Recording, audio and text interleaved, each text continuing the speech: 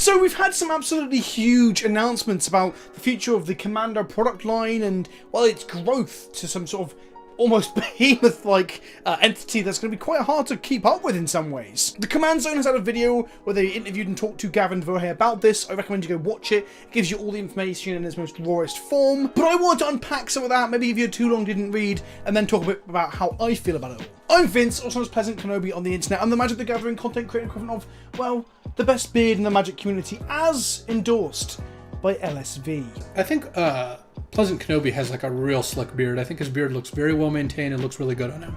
So I think Vince is a handsome gentleman. Saffron Olive has a beard. That's certainly true. So let's jump straight into it. The Commander 2020 set is going to be tied with Ikoria, what's it called? Lair of the Behemoths next year. So when that set releases, we will get 5 Commander decks. That's right, not 4. We're back to the 5 that we used to get. It's funny that this is positioned as something new, when in reality this is just getting back what we had before. Wizards are pretty good at this, taking things away, then giving them back with a different name, and then we should be thankful. But it's a positive nonetheless. Gavin mentions there's 71 new cards in this Commander set, which is pretty crazy considering that's the most we've ever had. Ever in Commander.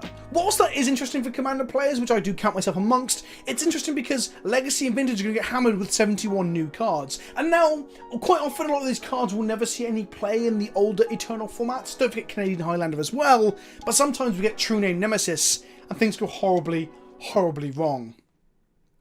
Fuck you, True Name Nemesis. Some of those 71 cards will be in the standard set, Gavin hinted at, but the point was that he mentions energy as an example. Like during Kaladesh block, there wasn't really an energy commander to build around, so what the commander decks can do is flesh out those mechanics or archetypes and allow people to build decks around their favourite mechanics. And I, for one, think this sounds really, really good. I am all up for opening up a variety of archetypes and playable commanders, so the idea of introducing a lot of new cards that won't necessarily break older formats, but might open up the ability of playing energy, or landfall's a bad example, investigate, or food, for example, is great in my book. Then, after Ikoria, Lair of Behemoths, we then get 2 more decks with Zendikar Rising. That's right, we're not only just getting the 5 commander decks earlier in the year, but 2 more with the next set. On the upside, it was explained that these decks for Zendikar Rising will only have 3 new cards each, which to me heavily suggests it's probably with the commanders, again allowing them to flesh out the mechanics found in the set and give us commanders to build around, which I like. I'm actually happy to hear there's less new cards in these later ones because A, 71 new cards is a lot for the older formats, but B, it means that they might be focusing on reprints, which I'm going to come to more in a moment. Then we're going to get, midway through next year, the Commander Collection Green, which I'm going to focus on more on towards the latter half of this video, which is a collection of 8 cards that are green, that need reprints and or are desirable, with all alternative art, some of them depicting legendary creatures performing the spells, for example. We saw some art from the set, which again I'm going to come to in the latter half of this video, so I'm going to park the green collection for now and come back to that in a moment. It was also mentioned that it's reasonable to expect other colour variants of this product to come in the future. They're basically spell books for Commander. I personally cannot wait for the white one, because we'll just get 4 spot removal spells and 4 mass removal spells. I'm sorry, White. I don't know why Wizards hate you, but I still love you, even though you are undoubtedly the worst fucking colour in Commander. Hands down, not even close. And then lastly, we've got the 5 decks, this colour collection thing, the 2 decks, 2 decks with Zendikar Rising, and then we have Commander Legends. This is to be a draftable set with 20 cards per booster. So the draft format will be varied a little bit. Where you draft to play Commander, there will be 70 new Legends. 70 new Legends. Jesus Christ, that's a lot of new cards. There will be 1 foil per pack, and there will be no set time period or plane for the set, so we can have Legends from the past and the present and the future and wherever in between. Do you know what I'd really like to see is colour-shifted Legends? I'd love to see colour-shifted Thalia, or colour-shifted Mikaeus, or colour-shifted 8.5 Tails. That was a bad example. Does anyone care about 8.5 Tails? Please tell me in the comment section below if you care about 8.5 Tails. They need somebody. Somebody needs to look after them. Now, some people have been saying, is this another example of product burnout. It's something that I have complained about on the channel before, not only as a player of the game and a consumer, but also a content creator. Keeping up with this shit is hard. However, I feel like my opinion has evolved or changed over time. Previously, I've been a bit disillusioned with the bombardment, but actually, I think we kind of may well need this now. Magic is a really big game, not only in the sense that there's apparently a lot of players on this planet playing Magic, it's the most popular card game in the world, but the issue is the game has many formats, many ways to play. From not only formats like Legacy, Vintage, Modern, Commander, Pioneer, Standard, Limited, Canadian, Highlander, Cube, all this stuff, but now we have like Arena, Modo, Paper. There's just a wide expanse of people using this product. For that reason, I often say this thing that Magic is many things to many people, and perhaps having a plethora, a large swath of products helps to, I don't know, facilitate that in some ways. Basically, what I'm getting at is not every product is for everyone. However, Magic is a delicate ecosystem, as I often talk about in Dice Removal with the Professor, and I think that the existence of these more sets and more things to print and reprint things into is nothing but a good thing. Some people believe that Pioneer has been built or created as a way to basically dumpster Modern and Legacy and move on from them, but I don't think Wizards want to do that because there's a high demand for some of these cards that they can sell to us in premium green spell books and such. Certain cards demand a huge price tag because lots of people want them, but the supply isn't there. So the more chances we get to see the reprints of things like, well, Doubling Season, which I'm going to come to in a moment, the more chance we have of these cards becoming more affordable for more players and more people get to enjoy Magic in all the wonderful ways that exist. So things are going to be confusing at times, perhaps hard to keep up with, but just remember, sit back and relax. You don't have to keep up with everything. If you're a Commander player where there isn't a competitive format or metagame to worry about, you can just kick back and not worry about it. Pick up a couple of singles once the prices settle, or hopefully the price is dead if the reprints are good, and just enjoy it. On the flip side, if you're a Legacy, Canadian Highlander, Vintage player, yeah, okay, keeping up is difficult, and the problem we've got as well is that the spiking of power levels recently has really fucked the older formats a little bit. I'm going to talk about this more in some more like Whatsy Plays videos, like my Walking Ballista video, but Oko, War of the Spark, and a lot of the stuff in Modern Horizons as well. These things were so pushed that Legacy and Vintage don't even look like what they looked like 6 months ago. They are seismic changes. Some of these cards are obnoxious and too good. Oko itself might just be one of the best examples of power creep or not understanding how good the card was coming out of the gate. But I guess that's a narrative that hasn't got an end yet, and we can wait to see how that pans out. So yeah, my perception of like the more and more products we keep getting is less disillusioned or frustrated as it was, but I think actually these might serve a function that I'm really excited for. The reprinting of older cards. Also, bear in mind, Theros isn't out till January. We are currently in October. No, I checked the calendar. I know it's October. What the fuck? We're currently in October. There's a massive period between us and Theros. And in between, we've got these mystery boosters. We don't know what they are yet. I'm guessing some form of Chaos Draft or old packs repurposed into new packaging. Which sounds gas. Imagine opening a pack, it's just like Champions of Kamigawa, and then open the next one, and it's like Return to Ravnica, and you're like, fuck, this draft format is cool. But we just don't know yet.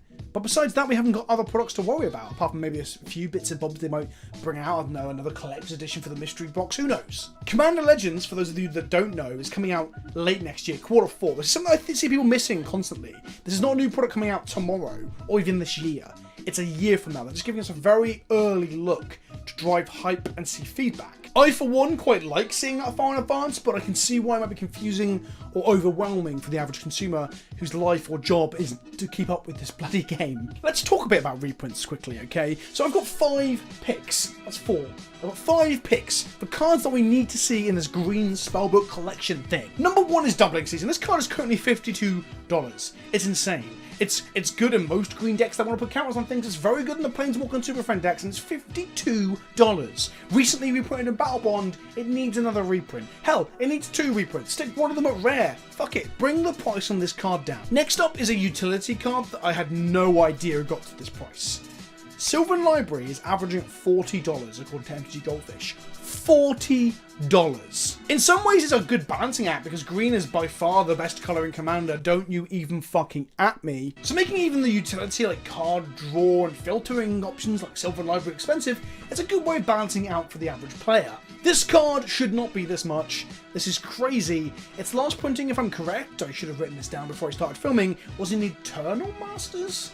So it has been a little while now. I think Eternal Masters packs, when they came out, they weren't that good. There were some very good hits, but some very low hits. I felt the average price of that pack might be really high in terms of what you can open now. Next up we have for this art, which I'm going to show you a screenshot from the Command Zone video. This is Yisan casting some sort of spell. We know it's not a creature because Gavin Verhey told us. Now, the one that is very obvious to be is Chord of Calling. He is, of course, strumming something like a chord on his harpsichord. Is that the term for this instrument? And these animals are helping him, perhaps convoking some energy. So Chord of Calling is obvious. The problem I have with Chord of Calling is that, well, it's only $9. $9 is still pretty expensive for some cards, but, I mean, look at this. Tooth and Nail, $18. Natural Order, $16. Green Sun Zenith, $10. All of these cards could also be that art. I mean, I don't think Natural Order, he's not exactly like sacrificing that elephant to... That's not the point. All of these cards are similar slots, Natural Order being more of a finisher, if anything. So I think all those cards probably deserve a reprint more than Chord of Calling. The other shoe-in is Defense of the Heart, which is a similar sort of thing where you end the game by getting some lethal threats when your opponents have too many creatures in play. I love Defense of the Heart, but it's $18. I think that deserves more of a reprint than Chord of Calling, although we could have both. I just put like 5 cards into slot 3. Did you notice that? Subtle. If I hadn't pointed it out, you never would have known. In my 4th slot, I'm going to put Oracle of Moldiah. This card is currently $33. What the ever-loving shit? It's a 2/2 utility creature. I thought only powerful bombs and planeswalkers were allowed to be expensive. I didn't really. That's bullshit. Look at fetch lands. Oracle of Moldiah has not been reprinted since original Zendikar, and the card is used heavily in Commander and in Cube. The card is legitimately one of my favourite green creatures in Commander and in Cube. The fact that it hasn't been reported up to until now is just absurd, but it joins the fetch lands for cards that they just seem to not be able to quite manage the price of, or the secondary, no, not secondary market, they won't acknowledge that, the appeal or demand of those cards very well. Some people believe this art from this screenshot from the Command Zone video is the Oracle of Moldiah reprint. The problem being it's actually some sort of plant creature, and Oracle of Moldiah is an elf. The other thing as well, if you look closely, Gavin Verhey points out that this is the crest of Azusa, Lost But Seeking. Azusa being a Kamigawa card that thematically would be more inclined to be attached to spirits, for example. And the only spirit that really fits the whole ramping thing that I could think of is, yeah, this thing, Seaborn Muse, which got reprinted recently in the latest Commander set. So I think Seaborn Muse is a bad pick if it is Seaborn Muse. Again, though, I wouldn't be unhappy to see Seaborn Muse because it's about $8 still, and Oracle of Moldiah in the same set. Lastly, I think a Crater Hoof would be real good. The card is around $35 average at the moment. It's one of the best green finishes in all of Magic. It's one of my favourite cards of all time. It's absurdly good, absurdly powerful, and very expensive, so people have to play budget alternatives like the 4 Raise Runners and the Emerge version and things. I think having access to this for more players would be great. It's only had 2 printings, both Modern Masters 2 or 3, I forget which one, and the original Everson Restored. It's reprinted and having alternate art as well, so seeing some new art showing some sort of majestic beast leaving craters in the forest with its massive, thick, hoofy hands would be gas. I think Crater Hoof is an obvious include, but we are now talking, if you include all things, I think we should, hundreds of dollars worth of reprints in this box. Yeah, that's not likely. Honourable mentions for cards that are just too damn expensive or could do with an alternate art reprint. Growing Lights of Itlimoc is basically the budget version of Gaia's Cradle. I'd love to put Gaia's Cradle on this list, but Gaia's Cradle is on the reserve list, and Wizards still haven't got rid of the reserve list. So Gaia's Cradle is out, but Growing Lights of Itlimoc is in, and it's currently $10.